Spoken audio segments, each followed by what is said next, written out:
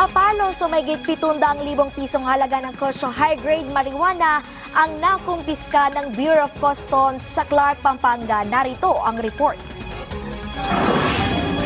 Nasabat ng Bureau of Customs ang papalo sa higit 700,000 pisong halaga ng kush o high-grade marijuana sa Clark, Pampanga. Dumating ang kargamento noong October 25, 2024 na idineklara bilang mga pantalon pero hinarang matapos mapansin sa X-ray inspection ang makakaibang imahe. Agad na nagsagawa ng investigasyon ang mga otoridad at sa tulong ng K9 unit natuklasan ang 472 grams na marijuana. Kinumpirma ito ng Philippine Drug Enforcement Agency matapos suriin. Naglabas na ang BOC ng warrant of seizure and detention laban sa shipment. Maharap naman ang may-ari sa paglabag sa Customs Modernization and Tariff Act na may kulong at multa. Pagtitiyak ng BOC, patuloy na lalabanan ng smuggling at iligal na droga sa ilalim ng direktiba ni Pangulong Ferdinand R. Marcos Jr.